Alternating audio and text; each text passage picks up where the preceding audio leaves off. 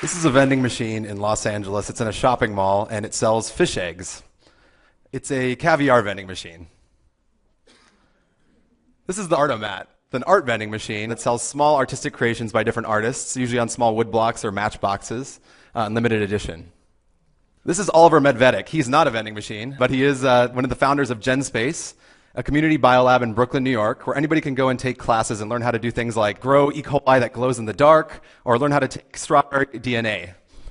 In fact, I saw Oliver do one of these strawberry DNA extractions about a year ago, and this is what kind of led me into this bizarre path that I'm going to talk to you about right now. Because strawberry DNA is really fascinating because it's so beautiful. I'd never thought about DNA being a beautiful thing before I saw it in this form. And a lot of people, especially in the art community, don't necessarily engage in science in this way. I instantly joined GenSpace after this, and I asked Oliver, well, if we can do this with strawberries, can we do this with people as well? And about 10 minutes later, we were both spinning in vials together and coming up with a protocol for human DNA extraction. And I started doing this on my own, and this is what my DNA actually looks like. And I was at a dinner party with some friends, some artist friends, and I was telling them about this project, and they couldn't believe that you could actually see DNA. So I said, all right, let's get out some supplies right now. And I started having these bizarre dinner parties at my house on Friday nights, where people would come over and we would do DNA extractions. And I would actually capture them on video because it created this kind of funny portrait as well. These are people who don't necessarily regularly engage with science whatsoever. You can kind of tell from their reactions.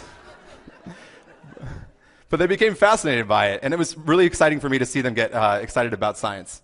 And so I started doing this regularly.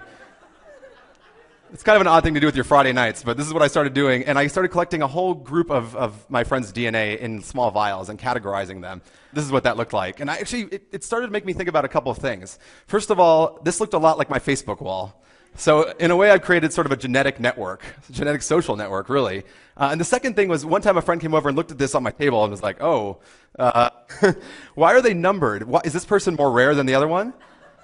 And I hadn't even thought about that. They were just numbered because that was the order that I extracted the DNA in.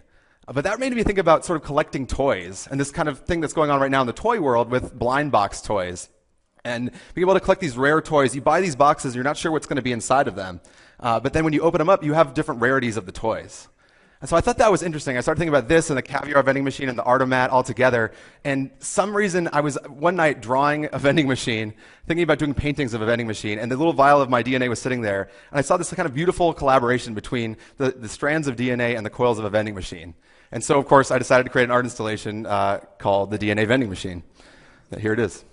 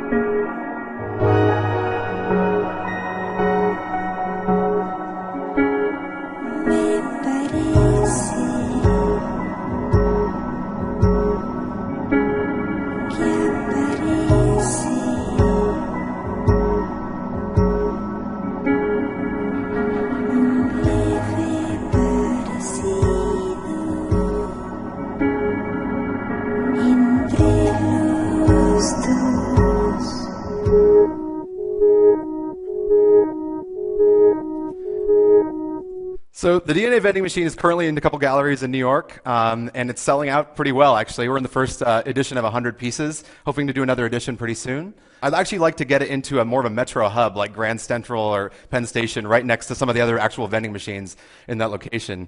But really with this project and a lot of my art projects, I want to ask the audience a question, and that is when biotechnology and DNA sequencing becomes as cheap as say laser cutting or 3D printing or buying caviar from a vending machine, will you still submit your sample of DNA to be part of the vending machine? And how much will these samples be worth?